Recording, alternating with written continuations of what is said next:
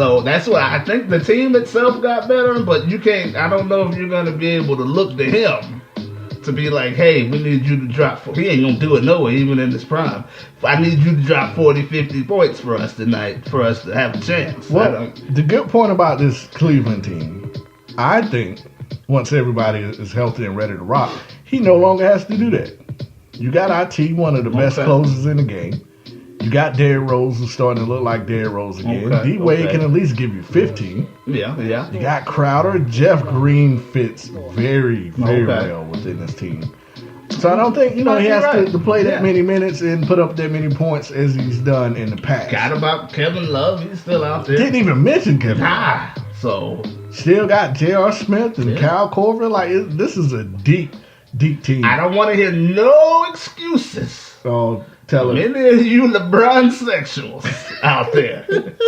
He's got another MVP in Derrick Rose, who looks like Derrick Rose. He's got a 30-point-a-game guy in Thomas. He's got a veteran who's been in the trenches for years, D-Wade. You got Kevin Love, All-Star. You got a deep bench. I don't want to hear it this Tristan year. Thomas is coming off the bench. I don't want to hear it. When he loses in 6 games, I don't want to hear it. He needs more help. Hey. He needs a time machine and go back and get Michael Jordan over there. This is the most help he's ever had. Exactly. Ever. And honestly, it's still not good enough to beat Golden State, but they gonna. It is more than enough. I'm sure the excuse birds are gonna come out of nowhere. But then, Jay, you got teams that's pretty much like F it. We'll just wait until another 5 years until Golden State dismantles, and then maybe we can be solid, like Memphis, Atlanta, Chicago, teams like that. Do you think that's a good idea? Like, if you know that you're not going to compete with this Golden State Warriors team now, why even go for it? And just go ahead and rebuild now? Yeah, I mean, the 3 teams you named are normally playoff teams. And, normally. Not anymore. No, not now. But, the previous season, I'm pretty positive all of them been in the postseason for the past at least 5 years going. And look at what it's got them. So sometimes you got to hit the reset button. Yeah, I think teams are now looking at, like, the Philadelphia 76ers. Yeah. And they're set up quite well for the future. They are. Depends on what you're going to get out of Embiid. But they look pretty solid as where we stand. And so now teams are going to look at that process. And I know the NBA, being the most progressive league around, came out with something this summer trying to prevent teams from tanking. Mm-hmm. They also made changes to the All-Star game as well, which maybe we can get into.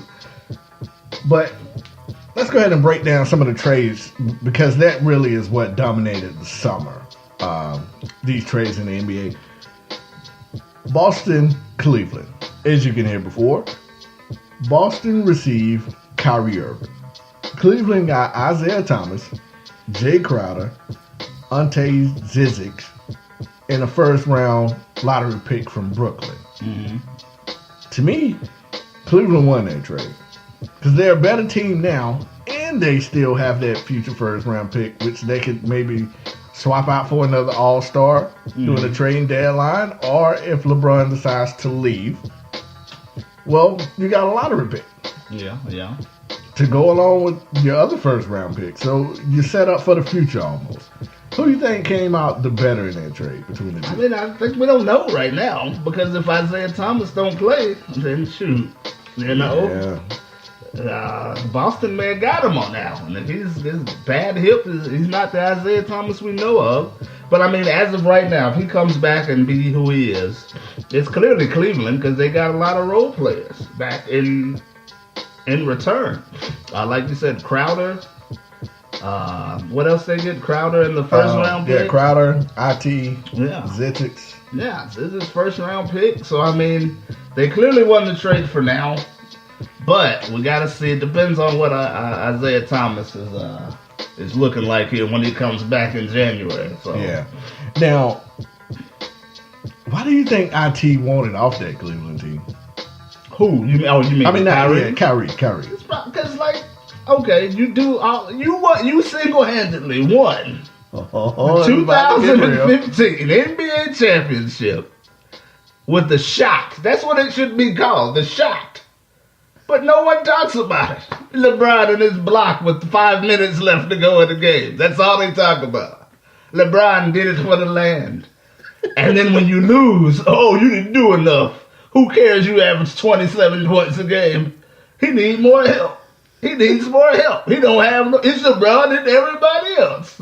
So it's like you would get sick and tired of that, especially we all know Kyrie has a douche-like mentality. Trying to Dude be is nice. a douche trying to be bag. nice. Yeah, he's a douchebag.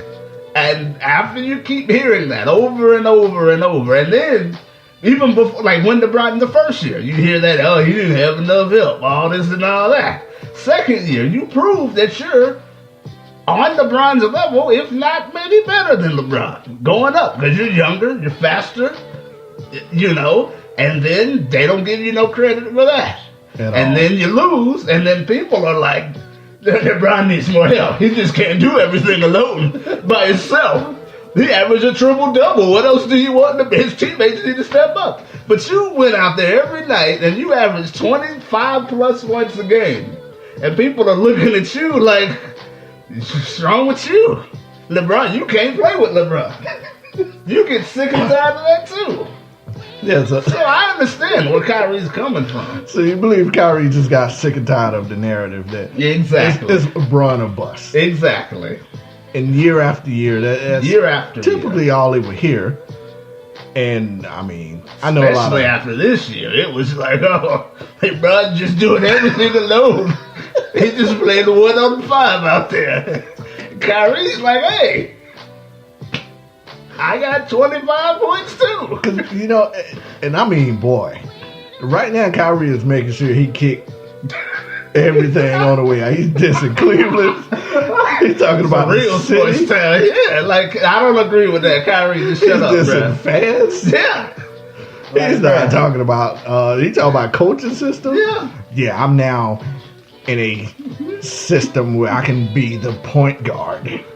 Just chill, This bro. is what I'm all about. I'm a playmaker. Just chill, bro. I wasn't able to be a playmaker. Yeah, on the Cleveland LeBron's, I Cavaliers. need more playmakers. But Kyrie thinks he's a playmaker. You know, it's just, they were clashing. But Kyrie, you do need to chill, bro. Just play basketball, dog. You're putting a lot of pressure on yourself. Yeah, Because because everybody looking at you, because that team was the number 1 team in the East. And they're not beating Cleveland again. I think that game is going to go 5-6 games. we'll see, because don't they play each other first game? Yeah, They play each so- other first game of the season. We'll see what they're looking like. And I think LeBron is not playing. Really? He's got a little ankle injury. Yeah, he has a little ankle injury. I just, it's amazing to me that you was able to play during a regular preseason game, but you're now not able to play during a regular season. Maybe. Probably the most important game of the year, opening night versus the Boston Celtics. Tweaked it a little bit, you know. He tweaked it again during the game, or Maybe. I don't know. Did It's he- just, tweak his mental psyche? that could be it as well. You might be right. Like, you don't want to face Kyrie right now. Is that? I mean, come on, LeBron, man. And I remember him saying in the locker room, which made no freaking sense to me. He was like, "Do you guys remember me telling you if this was a regular season game, I wouldn't be ready to play? Mm-hmm. But you're ready to play during the preseason? That makes no sense, No LeBron. sense at all. So- So maybe he's playing mind games with Kyrie. He's like, he's going to have these magical injuries until they meet in the conference finals. He's gonna and come out then the tunnel like Willis Reed. There's LeBron." Maybe they'll just see each other in the conference finals, you know? I don't know what's going on, but I mean, I can't wait. Off to the next big trade, which is puzzling. Now, I know you guys are going to think OKC walked away with a gold mine. I say pause, stop right there, and let's break it down. Now, Westbrook coming off the best season, man, we've seen ever some may say. Triple-double. Balling. Monster on the court. But he needed, a couple more friends in order to beat the cupcake over there in California. Mm-hmm. So, OKC was like, all right, no problem. We gonna get you some people. And they picked up Melo and Paul George. But I say, Josh, at what price did they pick him up? Because, to me, they completely gutted the roster. They deleted 5 players and picked up 2. Now, in my opinion, Jay, they got one superstar. Yeah. Which is Westbrook. Okay. They have an all-star in Paul George. Okay. Then they got Melo. Star and Melo. He's all right. The star. He's all right. Star. Melo, you guys know how I feel about Carmelo Anthony. We know. He's all right. He's like, let's see. All you sneakerheads out there. Westbrook is the retro 11s. Paul George is like the retro 2s. Wow. Carmelo Anthony, he's the Troners. Wow. That's what he is. He's still a Jordan. I like the Troners, okay? The original ones. They're all right. They're not a retro 11. They still them OGs, though. They're all right. Speaking of sneakers, they stopped making Melos, and it's probably all your fault. He's going to have to wear retros and Russell Westbrook. Well, you can't have 2 signature shoes in OKC.